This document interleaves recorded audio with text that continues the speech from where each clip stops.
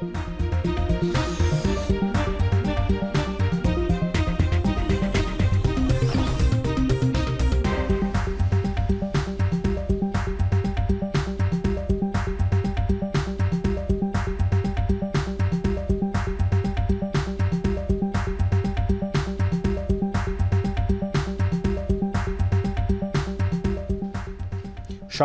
এখন সকালে। পুরো আয়োজনে আপনাদের সঙ্গে আছি আমি মশিউর অনেক।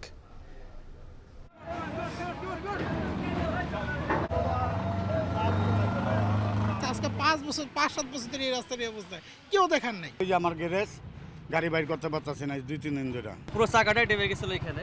তারপরেও যেহেতু প্রয়োজনে আর কি যাইতে হবে প্রতিদিন, এই জন্য আর কি রিস্ক নিয়েই যাওয়া। রাস্তার যে অবস্থা, গাড়ির সিগন্যাল ছাড়লে পরেও আমাদের খুব হিমশিম খাইতে হইতেছে। কাজে তো মানুষের এনার্জি নষ্ট হয়ে যায় রাস্তার খানাখন্দে এরকম রিকশায় ঝাঁকি খেতে খেতে। যে জায়গাগুলোতে খানাখন্দক আছে, যে জায়গাগুলো রাস্তা এখনও ক্ষতিগ্রস্ত অবস্থায় আছে, সেগুলো আমরা দ্রুত মেরামত এবং এই ক্ষয়ক্ষতি পুষিয়ে ওঠার আমরা চেষ্টা করছি। আমাদের চেষ্টা অব্যাহত আছে। আমাদের লোকাল রোডগুলো কোনো উন্নয়ন হয় নাই। সংরক্ষণের নীতিমালা, সেই নীতিমালার কোনো বালাই নাই। সারা বছর ধরেই রাস্তা ওপেন করা, দিনে রাতে 24 ঘন্টায় মনে হচ্ছে কাজ হচ্ছে, আসলে কোনো কাজই হয় না। সমন্বয়হীনভাবে রাস্তা খোঁড়াখুড়ি আর ভাঙাচোরা সড়ক দীর্ঘদিন সংস্কার না করায় নাকাল অবস্থা রাজধানীবাসীর। অভিযোগ উঠেছে ঠিকাদারি প্রতিষ্ঠানের গাফিলতির, পরিকল্পনার অভাব আর নীতিমালার না মানাকে কারণ হিসেবে দুষছেন বিশেষজ্ঞরা। এ নিয়ে এখন সকালে থাকছে প্রতিবেদন।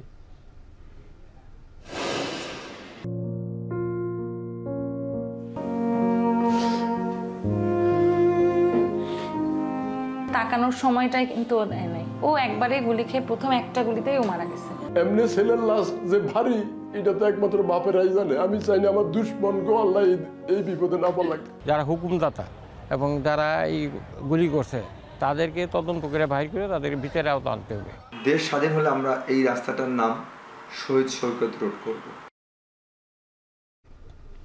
বৈষম্যের শেকল ছেঁড়ার জুলাই আগস্টের অভ্যুত্থানে প্রাণ গেছে 89 শিশু ও কিশোরের, যার ধকল এখনও কাটিয়ে উঠতে পারেনি পরিবারগুলো। রাষ্ট্রের কাছে এসব হত্যাকাণ্ডের সুষ্ঠু বিচার চান তারা। এ নিয়েও এখন সকালে থাকছে প্রতিবেদন। তবে শুরুতেই রাস্তা খানাখন্দ এবং তার অভিযোগের খবর। উন্নয়ন কাজের নামে একদিকে সমন্বয়হীনভাবে রাস্তা খোঁড়াখুড়ির পর মেরামত না করা, অন্যদিকে ভাঙাচোরা সড়ক বছরের পর বছর সংস্কার না করায় নাকাল রাজধানীবাসী। ঠিকাদারি প্রতিষ্ঠানের গাফিলতির কারণে রাজধানীর বিভিন্ন সড়কে এমন অচলাবস্থার সৃষ্টি হয়েছে। সঠিক পরিকল্পনার অভাব আর নীতিমালা না মানাকে দুষছেন নগর পরিকল্পনাবিদরা। তবে খানাখন্দে ভরা সড়কগুলো দ্রুত মেরামত করার আশ্বাস দিয়েছেন ঢাকা দক্ষিণ সিটি কর্পোরেশনের প্রশাসক। বিপ্লব মানবের ক্যামেরায় বিস্তারিত জানাচ্ছেন বাইজিৎ সাদ। দেখে মনে হতে পারে খালে যেন অথই পানি, তবে এটি গ্যান্ডারিয়া নতুন সড়ক। সড়কের জায়গায় জায়গায় গর্তের আকার এত বড় যে সামান্য বৃষ্টি হলেই সড়কটি তলিয়ে যায় পানির নিচে। এই সড়ক ব্যবহার করে প্রতিদিন চকবাজার ও বাদামতলীর পাইকারি বাজারে চলাচল করে পণ্যবাহী শত শত ট্রাক। তবে রাস্তার দুপাশে গর্তের কারণে দ্রুত গতিতে চলতে পারে না কোনো যানবাহনই। এই রাস্তাটা ভালো হতো তাহলে এই যে দয়াগঞ্জ জ্যামটাও লাগতো না, জোরে জ্যামটাও লাগতো না। এখন আমাদের এই রাস্তাটার কারণে সব জায়গায় জ্যাম থাকে। আগে পরে এই রাস্তাতে গেছি, রাস্তা একটু গর্ত ছিল, এখন এই পানি জমাতে একদম হয়ে গেছে। 4-5 ঘন্টা ধরে এখানে আটকে আছে। এখানে তো আমাদের সময় গেল, তার ভিতরে আমাদের ইঞ্জিনে যে ক্ষয় হয়েছে, অলরেডি ইঞ্জিন সিজ করে ফেলছে এখানে। উন্নয়ন কাজের নামে একদিকে সমন্বয়হীনভাবে রাস্তা খোঁড়াখুড়ি, অন্যদিকে বছরের পর বছর সংস্কার না করায় নাকাল রাজধানীবাসী, বিপাকে ব্যবসায়ীরাও। এই পানিটা কিভাবে যেমন দোকানে সেই চিন্তা করতেছি। যে অবস্থায় আছে আজকে 5-7 বছর ধরে এই রাস্তার অবস্থা কেউ দেখার নাই। ওই যে আমার গ্যারেজ গাড়ি বাইর করতে পারতেছি না 2-3 দিন ধরে। পুরো চাকাটাই ডেবে গেছিল এখানে। তারপরেও যেহেতু প্রয়োজনে আর কি যাইতে হবে প্রতিদিন, এই জন্য আর কি রিস্ক নিয়েই যাওয়া। যাত্রাবাড়ির দয়াগঞ্জ সড়কটির চিত্র একই রকম। ঝুঁকি নিয়ে এই পথ পাড়ি দিতে হয় যাত্রী ও চালকদের। তাই দ্রুত ভাঙা সড়কটি মেরামতের দাবি তাদের। রাস্তার যে অবস্থা, গাড়ির সিগন্যাল ছাড়লে পরেও আমাদের খুব হিমশিম খাইতে হইতেছে। কাজে তো মানুষের এনার্জি নষ্ট হয়ে যায় রাস্তার খানাখন্দে এরকম রিকশায় ঝাঁকি খেতে খেতে। যদি সংস্কার করা হয় আমাদের এখানে রাস্তার জ্যামটাও কমবে আর আমাদের যাতায়াতেও খুব আমাদের সুবিধা হবে।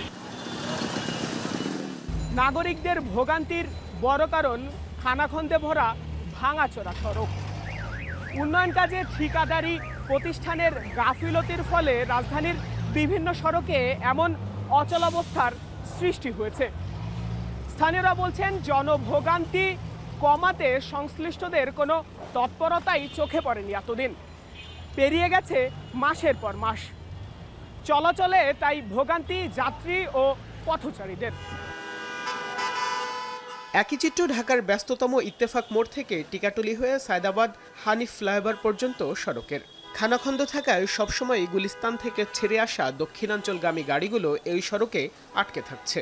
খানাখন্দে ভরা সড়কগুলো দ্রুত মেরামত করার কথা জানান ঢাকা দক্ষিণ সিটি কর্পোরেশনের প্রশাসক।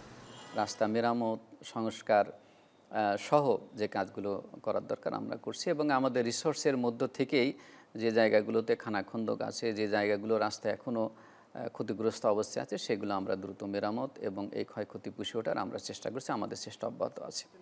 বাজেট অনুযায়ী সঠিক পরিকল্পনার অভাব, নীতিমালা না মানা আর ঠিকাদাররা নিম্নমানের কাজ করা সত্ত্বেও তাদের দিয়েই দীর্ঘদিন ধরে কাজ করানোর কারণে এ পরিস্থিতি বলে মনে করেন এই নগরবিদ। দুর্বল ঠিকাদার, দুর্নীতিগ্রস্ত ঠিকাদার, তাদের দিয়েই এই দীর্ঘদিন ধরে কাজগুলো করানো হতেই আমাদের লোকাল রোডগুলো কোনো উন্নয়ন হয় নাই। সংরক্ষণ নীতিমালা, সেই নীতিমালার কোনো বালাই নাই। সারা বছর ধরে রাস্তা ওপেন করা, দিনে রাতে 24 ঘন্টায় মনে হচ্ছে কাজ হচ্ছে, আসলে কোনো কাজই হয় না। দেশের অর্থনৈতিক পরিস্থিতি বিবেচনায় রেখে নতুন প্রকল্প না নিয়ে বরং চলমান বড় প্রকল্প শেষ করার পাশাপাশি মানসম্মত কাজ করার পরামর্শ বিশেষজ্ঞদের। বাইজিদ সাদ, এখন, ঢাকা। কর্তৃত্ববাদের শিকল ছিঁড়তে গিয়ে ঘরে ফেরেনি অন্তত 89 জন শিশু ও কিশোর। পরিবারগুলো এখনও কাটিয়ে উঠতে পারেনি সন্তান হারানোর শোক। যে সন্তান মাতিয়ে রাখত পরিবারের সবাইকে, সে আজ আর নেই, কখনোই ফিরবে না। এ যেন মানতে পারছে না এক দফা আন্দোলনে শহীদ হওয়া সন্তানের পিতামাতারা। রাষ্ট্রের কাছে সে সমস্ত বাবাদের শুধু একটাই চাওয়া, সুষ্ঠু বিচার। বিস্তারিত জানাচ্ছেন শাহাদাত অব্র।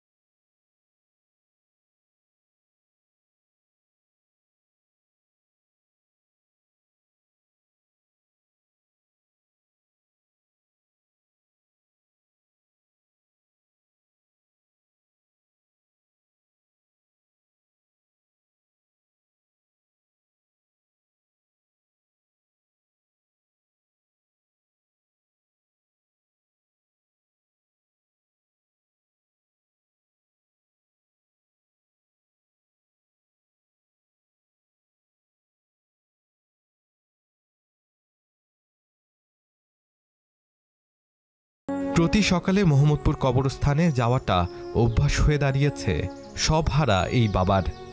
পোস্টমর্টম আমি কেন করব? যেহেতু সরকার এখন ডিক্লেয়ার দিতেছে এরা শহীদ, যদি এদের পোস্টমর্টম লাগে তাহলে স্বাধীনতার যুদ্ধের সময় যে 30 লাখ, এদের পোস্টমর্টম কোথায়? আর ওই যে পোস্টমর্টম তো করার সময় পুলিশও ছিল না। ঘটনার দিন 19 জুলাই, শুক্রবার। দাবি আদায়ের মিছিলে বিক্ষোভে ফেটে পড়েছিল সৈকতের বন্ধুরা। তার মধ্যে বন্ধু গুলি খেয়েছে শুনে আর বসে থাকতে পারেনি সৈকত। কিন্তু সে যাওয়াই যে তার শেষ যাওয়া কে জানতো। বলছে টুনা তুই কোথায়? তখন বলে যে আমি হইতেছে দোকানের সামনে। এটা আমাকে মিথ্যা বলছে, আসলে দোকানের সামনে ছিল না ভাইয়া। তখন আমি বলছি যে তোর কিছু হইলে কিন্তু তোকে দেখবো না। কিন্তু আসলে ভাই দেখেন তাকানোর সময়টাই কিন্তু ও দেয় নাই। ও একবারে গুলি খেয়ে প্রথম একটা গুলিতেই ও মারা গেছে।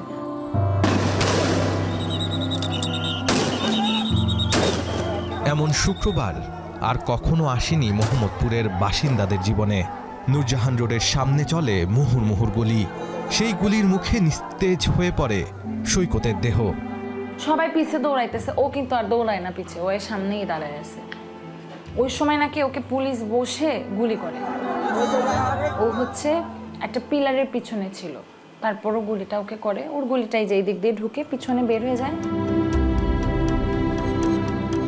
নূরজাহান রোডের নাম বদলে এলাকাবাসী রাখতে চায় শহীদ সৈকত রোড। টানানো হয়েছে ব্যানার। দেশ স্বাধীন হলে আমরা এই রাস্তাটার নাম শহীদ সৈকত রোড করব। যেহেতু সৈকত একজন শহীদ এবং আমাদের এই দ্বিতীয় মুক্তিযুদ্ধের নূরজাহান রোডের প্রথম শহীদ, আমাদের বিশ্বাস এটা সরকার গুরুত্ব বিবেচনা করবে এবং আমরা এটা সফল হব। বিউপি শিক্ষার্থী জুবায়ের গিয়েছিল বন্ধুদের সাথে, কিন্তু বন্ধুরা ফিরলেও ফেরেনি জুবায়ের। সব থেকে ছোট ছেলেকে হারিয়ে শোকে যেন পাথর হয়ে গেছেন এ বাবা। 5 তারিখ সে আমাকে না বললি সে চলে গেছে ওখানে। যাত্রাবাড়ি এখানে যাওয়ার পর ওই পুলিশ এলোপাত্রি গুলি আরম্ভ করছে। জুবাইরের ডান হাতের বগলের নিচে তার গুলি লাগছে। এক রিক্সা চালক তাকে করে মিটপুট হাসপাতালে নিয়েছে। হ্যাঁ, আরও 2টা লাশ। বাবার স্বপ্ন ছিল ছেলে হবে বিচারপতি, কিন্তু এখন ছেলের বিচার পাবে কিনা তা নিয়ে তৈরি হয়েছে সংশয়। যারা হুকুমদাতা এবং যারা এই গুলি করছে তাদেরকে তদন্ত করে বাইর করে তাদেরকে বিচারে আওতা আনতে হবে। সন্তানের জন্য বাবার আহাজারি প্রকাশ কতটা কঠিন তা অন্য কেউ বোঝা সম্ভব না। এই পাথর হয়ে যাওয়া বাবাদের রাষ্ট্রের কাছে কেবল একটাই চাওয়া, সন্তানদের যেন দেওয়া হয় শহীদি মর্যাদা আর পান সুষ্ঠু বিচার। শাহাদাত অফরো, এখন, ঢাকা। নরসিংদীর রায়পুরার মেঘনা নদীতে চলছে অবৈধভাবে বালু উত্তোলনের মহোৎসব। মানা হচ্ছে না ইজারার শর্ত। এ কারণে চরাঞ্চলে দেখা দিয়েছে ভাঙন। গেল 5 বছরে নদীগর্ভে বিলীন হয়েছে অন্তত 1,500 বিঘা কৃষিজমি। কর্মহীন হয়েছে প্রায় 10,000 মানুষ, আর ভূমি হারিয়ে নিঃস্ব অন্তত 2,000 বাসিন্দা। রকিবুল ইসলামের প্রতিবেদনে দেখবেন বিস্তারিত। নরসিংদীর রায়পুরার চাঁদপুর এলাকার বাসিন্দা মতি মিয়া মেঘনা নদী ভাঙনে সহায় সম্বল হারিয়ে হয়েছেন নিঃস্ব। 15-20 কেজি খাচ্ছি গাঙ্গা বেগুন শিখা, এখানে আমরা বাড়ি আছি এনতে আমরা ব্যাঙ্গা বলছি না গাঙ্গা বেগুন শিখা কি করব কইলে আপনার কথা কোনো দাম দেয় না, মূল্য আনতে না, নেতারা মারি কাটায় নিতেছে। প্রতি বছরই বর্ষা মৌসুমে রায়পুরার মেঘনা নদীতে দেখা দেয় ভাঙন। নদী গর্ভে বিলীন হয় শত শত ঘরবাড়ি, ফসলি জমি, ব্যবসায় প্রতিষ্ঠান সহ গুরুত্বপূর্ণ স্থাপনা। নদী ভাঙনের কারণ হিসেবে যত্রতত্র অবৈধ ড্রেজার মেশিন বসিয়ে বালু উত্তোলনকে চিহ্নিত করা হয়েছে একাধিকবার। তবে গত 5 বছরেরও বেশি সময় ধরে চলে আসছে এই কর্মযজ্ঞ। চলতি বছর 14.5 কোটি টাকায় 1 বছরের জন্য রায়পুরার কালাতচর বালুমহলটি ইজারা নেয় মেসার্স হাজী আশরাফ হোসেন সরকার ট্রেডার্স। অভিযোগ রয়েছে নিয়ম ভেঙে নদীর বেশ কয়েকটি স্থানে সাবলিজের মাধ্যমে অবৈধ বালু উত্তোলন করছে প্রতিষ্ঠানটি। ফলে নদী তীরবর্তী আবদুল্লার চর, মাঝের চর, সাহারখোলা সহ বেশ কয়েকটি এলাকা রয়েছে ভাঙন আতঙ্কে। স্থানীয়রা বলছেন প্রশাসনকে ম্যানেজ করে দৈনিক হাজার হাজার ফুট বালু উত্তোলন করা হচ্ছে। বালু উত্তোলন করতেছে এটা মাঝের চর মজা, আর তাদের ডাকটা হইলো কি আপনার সরকার বাহাদুর যেটা রিজ দিছে তাদেরকে, এটা হইলো কাতলা চর মজা। চারিদিক দিয়ে নদী, আমরা 20,000 মানুষ নিয়ে ছেলে মেয়ে নিয়ে আমরা কোথায় বাস করবো? আমরা তো যাওয়ার আর কোনো দিকে জায়গা নাই। চাঁদপুর ইউনিয়নটা মনে হয় 1,500 বিঘা জমি হারাইছি, আর পরে 10-15 হাজার লোকের আমরা কর্মহারা আজকে কর্ম করে খাইতে পারি না। দেখেন পুরা জমি ওই ভাঙ্গা নিচে গা। যেসব জমি না ছিল যে আমরা ফসল করে খাইতাম বা গরু বাছর পালতাম, এ চর দিয়া চর আমরা ডেজার আসার পর থেকে বিলীন হইতে গেছে। সংবাদ সংগ্রহে গেলে নদীতে সাংবাদিক দেখেই তেড়ে আসে বালুমহাল কর্তৃপক্ষ। তবে চম্বুক ড্রেজারে নিয়ম বহির্ভূত এবং রাতের আঁধারে বালু উত্তোলনের বিষয়ে স্বীকার করছেন ইজারাদার। আসছি আপনারা দেখে যে আপনারা এখানে আসছেন, কে আসছেন, প্রশাসনের লোক নাকি না সাংবাদিক নাকি, দেখে আমরা দেখতে পারবো না। আপনার কার সাথে কথা বলবেন? আমরা না আসলে আপনার কথা বলতেন কার সাথে? বাংলাদেশে এইরা পর্যন্ত কোনো জায়গায় কাটিং দিয়ে করে না, এই জায়গায় এই চুম্বক লেখা থাকে টার্মস এন্ড কন্ডিশনে, কিন্তু এইভাবে হয় না, রাতে কাটা হয় না। মাঝখানে কিছু করছিল, চুরিদারি করছিল, এখন বন্ধ এগুলো। জেলা প্রশাসক জানায় নিয়ম ভঙ্গ করলে বাতিল করা হবে ইজারা। তদন্ত কার্যক্রম নিয়েছে এবং দায়িত্ব দিয়েছে উপজেলা নির্বাহী অফিসারকে সে ব্যবস্থা নেওয়ার জন্য। তারা সেই জন্য যদি প্রমাণ পাওয়া যায় আমরা প্রয়োজনে তাদের ইজারা বাতিল সহ অন্যান্য যতগুলি কার্যক্রম তাদের বিরুদ্ধে নেওয়া যায় তারা সকল কার্যক্রমগুলি আমরা তাদের বিরুদ্ধে নিব। কালাতচর বালুমহলে প্রতিদিন 20 থেকে 25 লাখ ঘনফুট বালু উত্তোলন করা হয়। 2 টাকা 40 পয়সা হিসেবে, যার বাজার মূল্য প্রায় অর্ধ কোটি টাকা। রাকিবুল ইসলাম, এখন নরসিংদী। বন্যার পানি কমে যাওয়ার পর ফেনীতে বাড়ছে পানিবাহিত রোগের প্রাদুর্ভাব। হাসপাতালে ডায়রিয়া ওয়ার্ডগুলোতে আগের তুলনায় রোগীর ভিড় বেড়েছে 9 গুণ। এছাড়া অন্যান্য ওয়ার্ডেও বেড়েছে রোগীর চাপ। রোগীর বাড়তি সংখ্যায় সেবা দিতে হিমশিম খাচ্ছে চিকিৎসক থেকে নার্স। রোগীরা তুলছেন কাঙ্ক্ষিত সেবা না পাওয়ার অভিযোগ। সুলাইমান ডালিমের প্রতিবেদন দেখুন বিস্তারিত। শয্যা সংকুলান না হওয়ায় মেঝেতে, বারান্দায়, এমনকি বাগানের গাছতলায় বসেছেন অনেকে নিরুপায় হয়ে। এমন করুণ চিত্র 250 শয্যার ফেনী জেনারেল হাসপাতালের ডায়রিয়া ওয়ার্ডের। নার্সের কাছে আসছিলাম সকালে ইনজেকশন দিয়ে পেলা, ওদের কাছে ভালো ব্যবহার পাইতেছি না। আর কোনো বেড নাই, এই গাছের তলায় থাকতে হবে বাইরে রোদের মধ্যে। এই যে গাছের সাথে স্যালাইন ঝুলাই রাখছে, তো এই পর্যন্ত মানে কোনো আমি বড় ডাক্তার পাইনি। মাত্র 18 শয্যার এই ওয়ার্ডে চিকিৎসা নিতে ভর্তি হয়েছেন 176 জন রোগী, যেখানে চিকিৎসা নিচ্ছেন নবজাতক থেকে 30 বছরের মধ্যকার রোগীরা।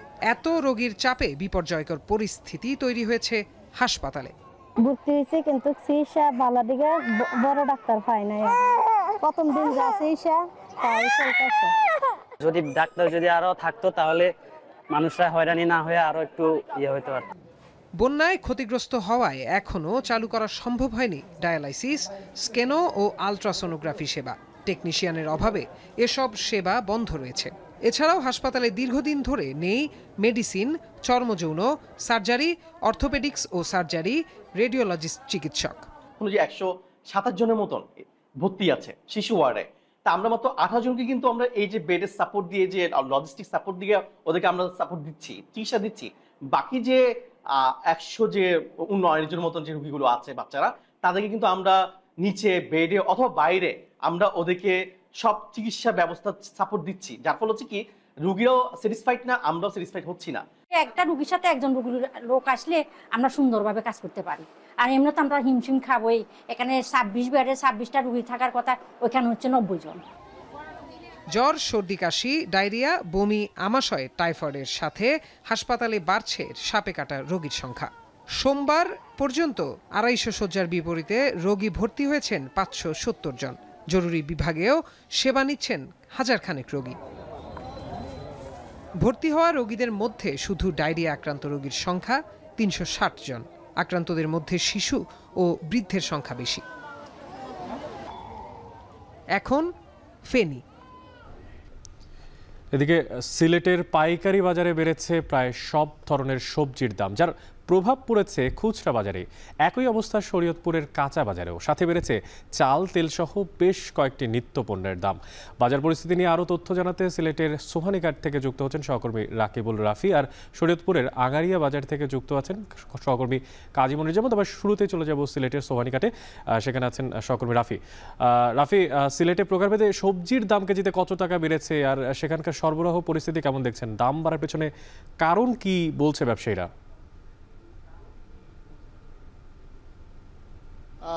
অনেক এই মুহূর্তে আসলে সিলেটের যে পাইকারি বাজার রয়েছে, সোভানীঘাট এলাকার যে বৃহৎ পাইকারি আড়ত সবজি বাজার, সেই সবজি বাজার আসলে এই যে গত কয়েক সপ্তাহের ব্যবধানে কিন্তু আজকে যে সরবরাহ বা সবজির আনা নেওয়া থেকে শুরু করে সবজির দাম এবং এই যে পুরো চিত্র, সেটা কিন্তু একরকম পাল্টে গেছে বলা চলে। তো এই মুহূর্তে আমরা ব্যবসায়ীদের সাথে কথা বলেছি, আড়তদারদের সাথে কথা বলেছি এবং ভ্রাম্যমাণ যারা পাইকারি বিক্রেতা রয়েছে তাদের সাথে কথা বলেছি। তারা বলেছেন যে আসলে একরকম সবজির দাম বেড়ে গিয়েছে অন্যান্য দিনের তুলনায়, কারণ আড়তদাররা বলছেন যে আসলে সবজির যে সরবরাহ যেটা ঠিকঠাক ছিল গত কয়েকদিনে, এবং দাম বাড়তি থাকলেও আসলে সবজির যে সরবরাহ অন্যান্য জেলা থেকে যে ট্রাকগুলো আসে সেগুলো আসতে আজকে একটু দেরি করেছে, যার কারণে যারা ভ্রাম্যমাণ বিক্রেতারা রয়েছেন তারা বলছেন যে আসলে তাদের সবজি কেনা হয়ে গেলে একটা নির্দিষ্ট সময় পরেই তারা বিক্রি করতে বেরিয়ে যান পুরো শহর জুড়ে। তো যার কারণে আড়তেও সবজি কম এসেছে এবং ভ্রাম্যমাণ বিক্রেতা যারা রয়েছেন তারা বলছেন যে আসলে ঠিকমতো সবজি সবজি কিনতে পারছেন না। এবং তাদের সাথে কথা বলে আমরা বিভিন্ন সবজির দাম সম্পর্কে জানতে পেরেছি। এবং গত 4 দিনের আগে অর্থাৎ ছুটির দিনে কিন্তু সবজির দাম কিছুটা কম ছিল, অর্থাৎ হাতের নাগালে ছিল। তবে আজকে যে সবজির দাম সেটা কিন্তু প্রায় 10 থেকে 15, 15 থেকে 20 থেকে 25 টাকা প্রকার ভেদে সবজির দাম বেড়ে গিয়েছে। এবং আমরা দেখতে পেয়েছি আসলে বরবটি যেটা বিক্রি হতো 80 টাকায় সেটা 90 টাকায় বিক্রি হচ্ছে, মূলা 60 টাকায় বিক্রি হতো সেটা 70 টাকায় বিক্রি হচ্ছে। তবে কাঁচামরিচের দাম কিছুটা হলেও কমেছে। আগে যেটা 200 থেকে 50 অথবা তারও বেশি বিক্রি হতো সেটা বিক্রি হচ্ছে প্রায় এখন 160 বা 170 টাকা করে। একই সাথে সাথে টমেটোর দামও বেড়েছে প্রায় 150 থেকে 160 টাকা করে।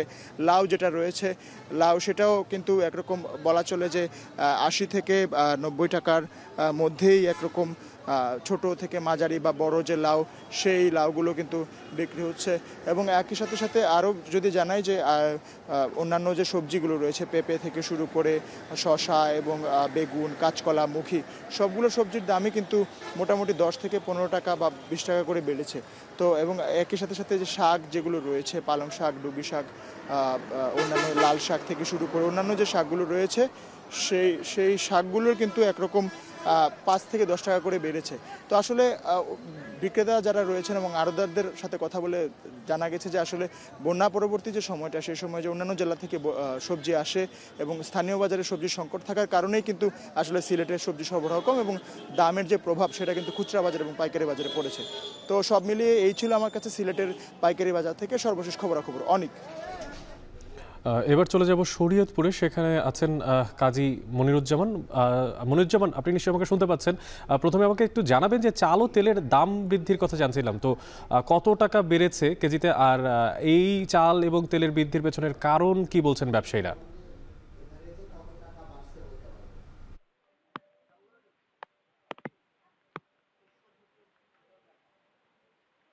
শরীয়তপুরের বাজারে কিছু নিত্য পণ্যের দাম বৃদ্ধি পেয়েছে। আমরা দেখছি যে মূলত চাল, তেল এবং আটার দাম কিছুটা বৃদ্ধি পেয়েছে, তবে অন্য নিত্য প্রয়োজনীয় দ্রব্যগুলোর দাম কিন্তু সহনীয় পর্যায়ে রয়েছে এমনটা আমরা দেখছি। মোটা চাল 50 টাকা 25 কেজির বস্তায় বেড়ে আজ বিক্রি হচ্ছে 1750 টাকা কেজি বস্তা, এবং যেটা চিকন চাল প্রতি বস্তা 50 টাকা বৃদ্ধি পেয়ে 1750 টাকায় বিক্রি হচ্ছে, এবং মোটা চাল প্রতি বস্তায় 20 টাকা বেড়ে আজকে বিক্রি হচ্ছে 1300 টাকা প্রতি বস্তায় 25 কেজি করে এই চাল বিক্রি হচ্ছে। এছাড়া ভোজ্য তেল সয়াবিন যেটা খোলা সেটা প্রতি লিটারে 7 থেকে 8 টাকা বেড়ে আজকে বিক্রি হচ্ছে 141 টাকা লিটারে, এবং আটা যেটা খোলা আটা সেটা কিন্তু আসলে বিক্রি হচ্ছে 4 থেকে 5 টাকা কেজিতে বেড়ে 40 টাকা কেজি দরে। তবে প্যাকেটজাত আটার দাম এখনো 45 টাকা কেজি দরে বিক্রি হচ্ছে, এমনটা কিন্তু আমাদেরকে ব্যবসায়ীরা বলছেন। অন্য সকল যে নিত্য পণ্যগুলি রয়েছে সেগুলির দাম সহনীয় রয়েছে। তবে আলুর দাম 55 টাকা কেজি দরে বিক্রি হচ্ছে, পেঁয়াজ একই দাম রয়েছে 100 টাকা কেজি দরে বিক্রি হচ্ছে, তবে রসুন কেজিতে 10 টাকা বেড়ে আজকে 210 থেকে 220 টাকা কেজি দরে বিক্রি হচ্ছে। এছাড়া আমরা যদি বলি যে আজকে কিন্তু আদার দাম বেশ কমেছে। আমরা দেখেছি যে প্রতি কেজি আদা কিন্তু 50 থেকে 60 টাকা কমে আজকে 100 খুচরা বাজারে 190 থেকে 200 টাকা কেজি দরে বিক্রি হচ্ছে। তবে সব ধরনের সবজি কিন্তু আজকে বাজারে সরবরাহ কমেছে, যার কারণে কাঁচামরিচের দাম কিন্তু 200 থেকে 220 টাকা কেজি দরে বিক্রি হচ্ছে। ব্যবসায়ী ক্রেতা বিক্রেতারা বলছেন যে অন্তর্বর্তীকালীন সরকার আসার পর কিন্তু 2 সপ্তাহ পর্যন্ত সব পণ্যের দামে সহনীয় ছিল, তবে সিন্ডিকেট আবারও সরব হওয়ার কারণে সব পণ্যের দামে ধীরে ধীরে বাড়ছে, যেটা ক্রেতাদের সহনীয় পর্যায়ের বাইরে চলে যাচ্ছে। ক্রেতারা বলছেন এই সিন্ডিকেট রোধ করতে পারলেই সব ধরনের পণ্য কিন্তু তাদের ক্রয় ক্ষমতার মধ্যেই থাকবে। তো এই ছিল আমার কাছে শরীয়তপুর থেকে নিত্য প্রয়োজনীয় দ্রব্যের দাম। সিলেট ও শরীয়তপুর থেকে যুক্ত ছিলেন সহকর্মীরা, জানাচ্ছিলেন সবশেষ বাজার দরের খবর। এদিকে খরচের তুলনায় বেশি লাভ হওয়ায় টাঙ্গাইলে বাড়ছে আখের চাষ। জেলা সদর সহ আবাদ করা হয়েছে আশেপাশের বিভিন্ন এলাকায়। উৎপাদিত আখ সরবরাহ হয় দেশের বিভিন্ন জেলায়। ফলন ও দাম ভালো পাওয়ায় জেলার প্রায় 26 কোটি টাকার আখ বিক্রির আশা করছে কৃষি বিভাগ। কাউসার আহমেদের তথ্য ও শোভন দাসের পাঠানো ছবিতে দেখবেন বিস্তারিত। বিস্তীর্ণ মাঠ জুড়ে আখের চাষ। পরিণত হওয়ায় আখ কাটা, পরিষ্কার করা ও বিক্রিতে ব্যস্ত সময় পার করছেন চাষিরা। টাঙ্গাইল সদরের কৃষক নজরুল ইসলাম চলতি মৌসুমে প্রায় 5 বিঘা জমিতে আখের চাষ করেছেন। জমি প্রস্তুত থেকে পরিণত হওয়া পর্যন্ত 5 বিঘা জমিতে খরচ প্রায় 2 লাখ টাকা। উৎপাদন ভালো হওয়ায় প্রায় 5 লাখ টাকা লাভের আশা করছেন তিনি। খরচ করলেও এলাকার মানুষও মেলা গরিবের কাছে তারাও বাঁচে, যারা আবাদ করে তাদেরও ঢুকা পয়সার থেকে টুকা লাভবান হতে পারে, লজ্জা না। এই যে আমি যে মনে করি 40,000 টাকা বিঘা খরচ করি, এই খরচটা তো এই মানুষের মাধ্যমে খরচ করা হয়। এই শ্রমিকও বেশি খরচ হয়, সার বিষ যা কিছু দেয় অর্ধেক দেওয়া হয় সার বিষে, আর অর্ধেকের বেশি যায় কামলার পাশে। এই চৈত মাসে তো কুশাল খেতে ডুব পানি কেন পারে, ওই সময় তো অনেক গরম, মাথার থেকে পাতা পর্যন্ত পানি গরম পড়ে ভিজা যায় গিয়া। তারপর আমরা কুশাল খেতে যে কিছু লাভের আশায় যে কুশালটা আবাদ করলে এবার কিছু পয়সা পাই, আমি আর কি টাকা পয়সা পাই। তার মতো সদরের প্রায় 500 কৃষক আখের চাষ করেছেন। একই জমিতে চাষ করেছেন পেঁয়াজ, ডাল, মিষ্টি কুমড়া সহ বিভিন্ন শাকসবজি। এতে অন্যান্য ফসলের চেয়ে খরচ ও সময় কিছুটা বেশি লাগলেও লাভও হয় কয়েক গুণ। মিশ্রি দানা আর হলো আর একটা আছে রং বিলাসী, আর একটা আছে হলো ঈশ্বরদী 16, 3টা আবাদি করছে। ইনশাল্লাহ বাম্পার ফলনই আছে আলহামদুলিল্লাহ। আল্লাহ কি বিক্রি করব ওটা এখনো বলতে পারি না। আলু চাষ করি, কেউ কেউ পেঁয়াজ বনে, কেউ কেউ রসুন বনে, কেউ কেউ শাক বনে। আগে মুসুর গালের আবাদ করছে, মানে ওটা বাদ এখন আলু মালু এটা বেশি। এইভাবে কই রাইসা মনে করেন লাস্টে কুইশালে ফেরা ওই খরচ মরচ দেওয়া আল্লাহ করলে ওটাতে পোষায়। ক্ষেত থেকে প্রতি হাজার আখ আকার ভেদে 15 থেকে 40 হাজার টাকায় কিনে নিয়ে 20 থেকে 45 হাজার টাকায় বিক্রি করেন পাইকাররা। স্থানীয় চাহিদা মিটিয়ে চলে যায় রাজধানী সহ গাজীপুর, মানিকগঞ্জ, সিরাজগঞ্জ ও বগুড়া সহ দেশের বিভিন্ন জেলায়। টাঙ্গাইলের কুশল সব দিকে ভালো লাগে, হ্যাঁ কাছে মিষ্টি বেশি, সুস্বাদ, এভাবে এই কারণে সব জায়গায় টাঙ্গাইলের মাল খায় বেশি। কুশাল কিনি টাঙ্গাইল জেলা, নসিমপুর এবং বড়া বেলতা এবং খারদানা, এই সব এলাকায় আমি কুশাল বেশি কিনি। টাঙ্গাইলের কুশাল খায় খুব ভালো। তারপরে আমরা বানাই মিশ্রি দানা কুশাল, এর নাম মূল্যবান কুশাল, এর না এ কুশালের সাথে আর অন্য কুশালের ছাম নাই। আখ চাষের পরিধি বাড়াতে কৃষকদের পরামর্শ দেয়া হচ্ছে বলে জানিয়েছে স্থানীয় কৃষি বিভাগ। আমরা ঈশ্বরদী 16 জাতের চাষ কৃষকরা সম্প্রসারণ করছে। এছাড়া বাংলাদেশ সুগারকেন রিসার্চ ইনস্টিটিউট উদ্ভাবিত BSRI 41 এবং BSRI 42 এই জাতগুলো ক্রমান্বয়ে সম্প্রসারণ হচ্ছে। আশা করি টাঙ্গাইল জেলা আখ চাষে এগিয়ে যাবে। কৃষি বিভাগের তথ্য বলছে চলতি মৌসুমে টাঙ্গাইলে 463 হেক্টর জমি থেকে অন্তত 22,000 টন আখ উৎপাদনের আশা করা হচ্ছে। প্রতি বিঘা আখ উৎপাদনে খরচ বাদে কৃষকের লাভ হয় 50 থেকে 60 হাজার টাকা। এখন টাঙ্গাইল। মানিকগঞ্জের কলেজ মোড় থেকে কালীগঙ্গা নদীর ঘাট পর্যন্ত ড্রেনেজ ব্যবস্থার কাজ চলছে, তবে তা ধীর গতিতে। দীর্ঘদিন ধরে সড়কের পাশে খুঁড়ে রাখার দুর্ভোগে পড়েছেন সড়ক ব্যবহারকারীরা। এ নিয়ে আরও জানাতে কালীগঙ্গা ঘাট এলাকা থেকে যুক্ত হচ্ছেন সহকর্মী আসাদ জামান। আসাদ, আপনার কাছে একটু জানতে চাচ্ছি, আমি দেখতে পাচ্ছি যে আপনার পেছনের রাস্তাও বেশ খোঁড়া, তো এতে করে নিশ্চয়ই জনজীবনের অনেক দুর্ভোগ পড়েছে। তো কত সংখ্যক মানুষ সেখানে এই দুর্ভোগের কবলে পড়ে আছেন এবং কবে নাগাদ আসলে এই সমস্যা থেকে তারা মুক্ত হবেন, কি তথ্য আছে আপনার কাছে?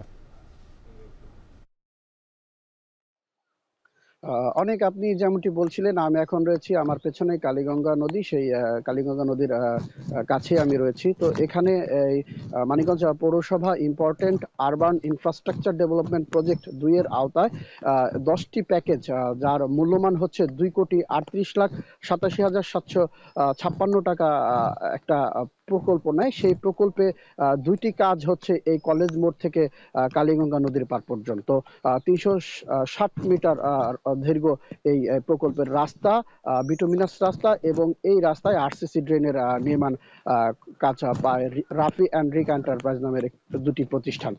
তো এই যে রাস্তা, এই রাস্তার কাজ শুরু হয় চলতি বছরের ফেব্রুয়ারির 1 তারিখে এবং কাজটা শেষ করার সময়সীমা বেঁধে দেয় হচ্ছে আগস্ট মাসের 8 তারিখে। যদিও আগস্ট মাসের 8 তারিখ শেষ হয়ে কিন্তু সেপ্টেম্বর মাসের আজকে 3 তারিখ, এখন পর্যন্ত কিন্তু রাস্তার কার্যক্রম মূলত শেষ হয়নি। বিটুমিনাস কার্পেটিং এর কাজ কোনোভাবেই তারা ধরতে পারেনি। অপরদিকে যে ড্রেনেজের রাস্তার কাজ সেটা কিন্তু দেখছি আমরা 360 মিটারের মধ্যে হচ্ছে পুরোটাই ড্রেনেজ আরসিসি ড্রেন করা হয়েছে, কিন্তু স্ল্যাবগুলো যে রয়েছে জায়গায় জায়গায় সেই স্ল্যাবগুলো 4টা এখনো দেখতে পাচ্ছি সেগুলো ঢাকনা নির্মাণ করা হয়নি। গতকাল দেখেছি যে 2টি স্ল্যাবের ঢাকনা নির্মাণ করেছে, কিন্তু বালি ফেলা হয়েছে।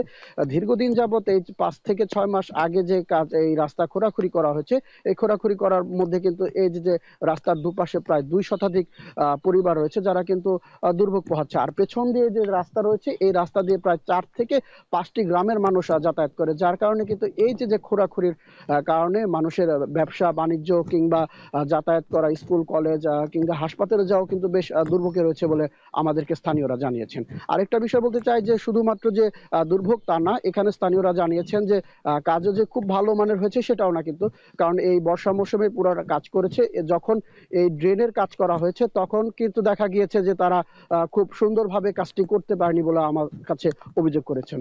তো অনেক এই যে ঝামেলা, এই ঝামেলা কবে নাগাদ শেষ হবে তাও কিন্তু ঠিকাদারি প্রতিষ্ঠান বলতে পারেনি। তো আমরা আশা করছি 2 থেকে 3 মাস সময় লাগবে, তারপরে আমরা দেখতে পাবো যে এটা হয়তো বা দৃশ্যমান হবে। তো এই ছিল কলেজ মোড় কালীগঙ্গা রাস্তার সর্বশেষ সংবাদ। কালীগঙ্গা ঘাট এলাকা থেকে সেখানকার রাস্তা এবং খড়কুন্ততে জনজীবনের দুর্ভোগের খবর জানাচ্ছিলেন সহকর্মী আসাদ জামান।